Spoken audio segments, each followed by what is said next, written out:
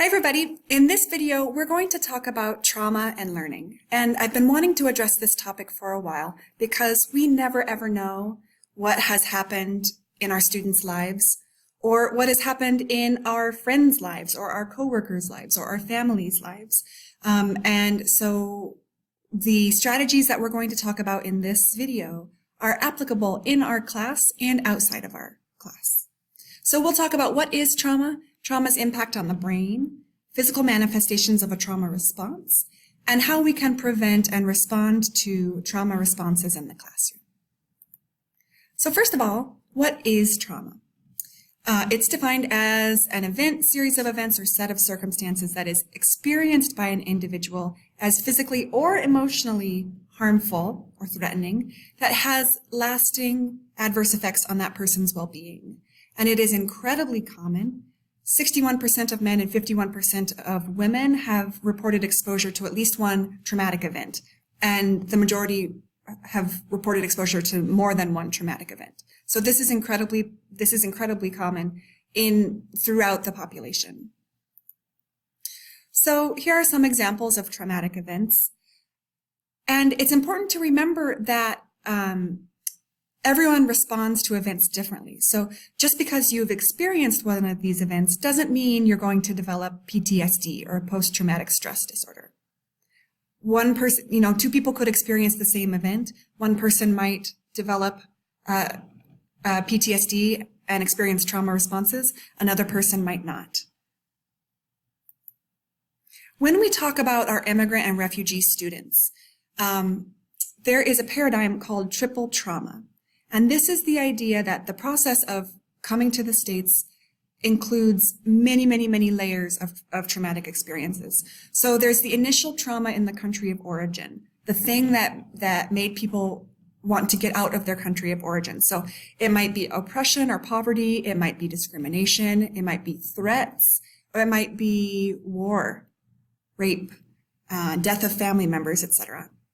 So then there's the trauma of the escape or the journey, when they may have had to leave family behind. They may have had very little time to get out of their house and little opportunity to grab documents or belongings. There may have been extreme travel conditions on the way here, where they might have been walking long distances or being robbed or raped along the way. And then there's the trauma of the relocation process, where they may be separated from family. They may have lost their social role. They may be living in poverty. They are needing to learn a new language and a new culture. And there may be a fear of immigration policy and deportation, and they may be living among anti-immigrant attitudes. So if we know that 50% of the general population has experienced trauma, then think about how much higher that percentage is likely to be for our immigrant and refugee students. So let's just assume that everyone in our classrooms has experienced some kind of trauma, because the tools that we're going to use to support those students are just good for everybody. So the research shows that trauma makes actual physical changes in our brains. And I am no kind of expert, so I really encourage you to check out the 3 other resources that I've linked to in the newsletter. There are 2 videos about the neurological changes that happen in our brains with trauma, and there's one about specifically about adult English language learners and trauma and best practices for supporting them. So in brief, you may be familiar with the fight, flight, or freeze response. So that's when a tiger is chasing us, something dangerous is happening, and our brain just kicks into survival mode, and so it preps us with brain chemicals to either fight, run away, or freeze. And these are incredible survival mechanisms. These things make impossible situations survivable, which is incredible. We should celebrate that. The problem is when our brain gets stuck in fight, flight, or freeze, which is what happens with PTSD, post-traumatic stress disorder. So when our brains get stuck in PTSD, then we feel like we're always in danger. Our brain is telling us that we're always in danger. And that's what creates the neurological changes. So we we need to be able to convince our brains that we're safe now, and we can relax.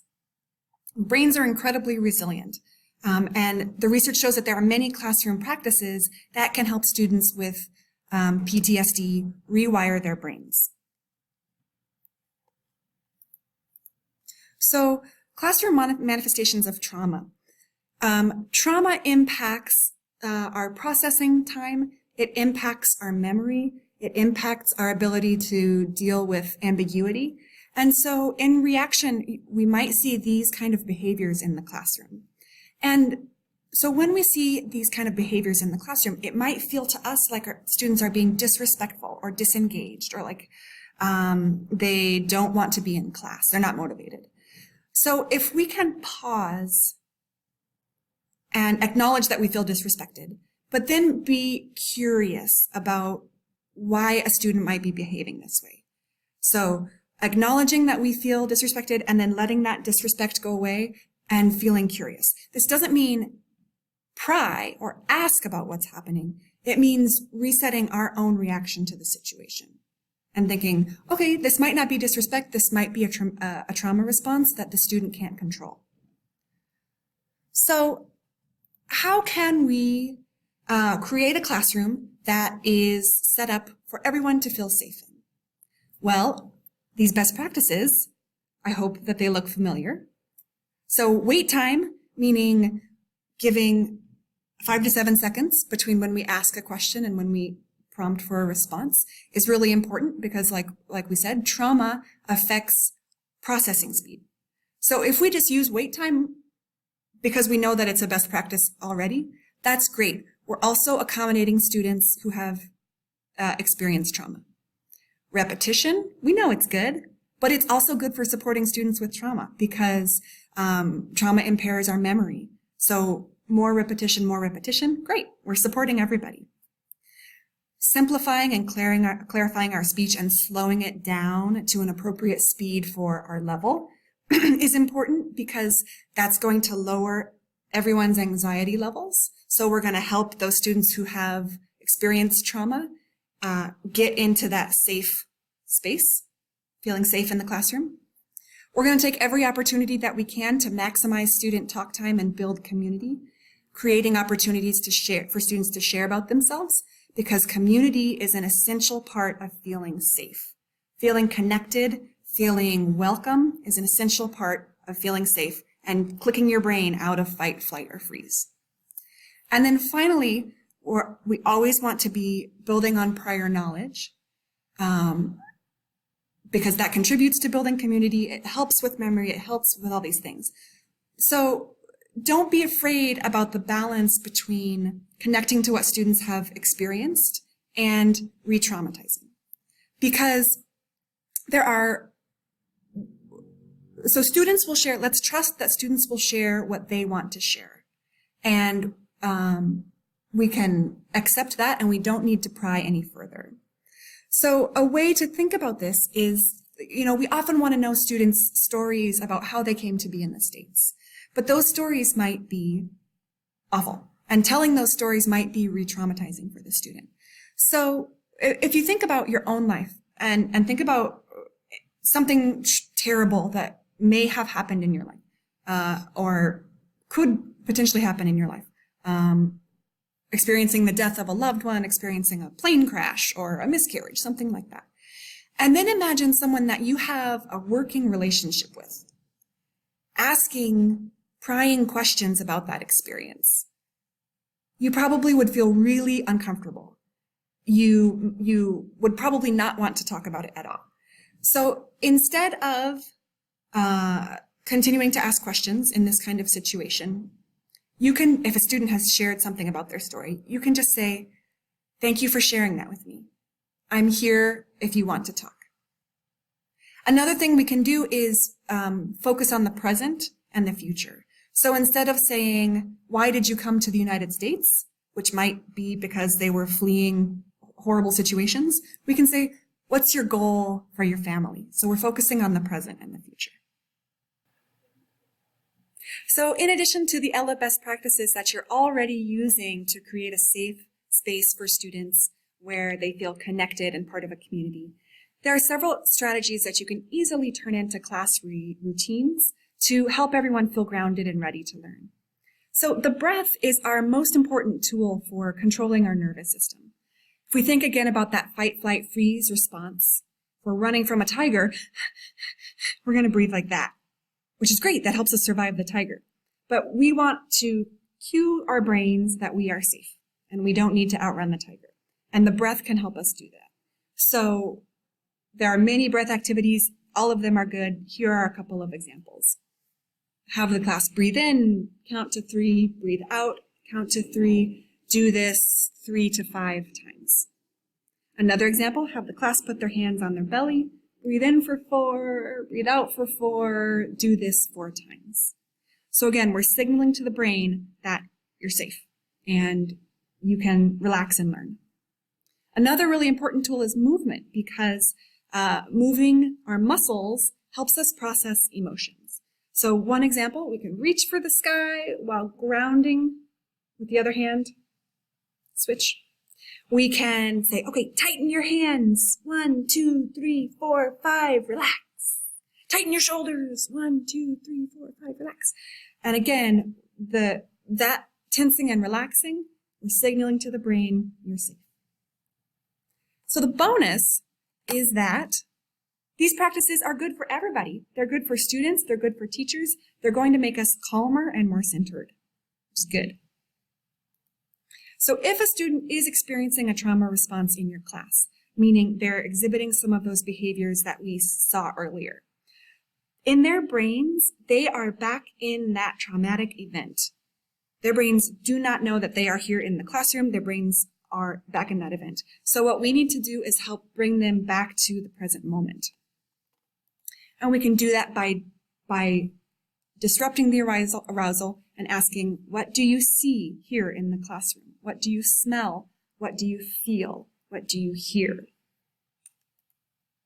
We can ask, what is today? What's the date? What's the month? What's the year? We're interrupting that brain's trauma response, that agitation, and bringing them back into the present moment, back into the classroom. And then we want to help remind the brain that it's safe. One great way to do that is like you're going to meditate, feet on the floor, back against the chair, and you just tap your shoulders, switching back and forth, because that's going to deepen the feeling of safety and its positive self-touch. So we're calming, we're bringing the student back into the room. Finally, if a student shares a trauma response, it can be really hard to know how to react because we care about our students and we hate that they have experienced these terrible things. So first, we can listen. We can comfort. If it's appropriate, if touch is appropriate, we can touch. We can use those strategies to help bring the person back to the present. We can reassure them of their safety and that we care. So physical safety and emotional safety. And we can say, thank you for sharing your story with me. We don't want to say, what doesn't kill you makes you stronger. Or, don't worry, it's all over, it's all in the past. Or, can you tell me later? We got to move on with the lesson. We got to get to the simple past. So we want to make sure that the student feels heard and the student feels safe, but we don't want to pry, like we talked about earlier. So in conclusion, I hope that you find this helpful, not just for your students in your classroom, but for your friends, your family, your coworkers, everyone in your life. All of the references listed here are available as links in the newsletter, in addition to the other resources to learn more about the neurology of how trauma impacts our brains. I hope that you have a wonderful month. As always, don't hesitate to reach out with questions or just pop into the office to say hi.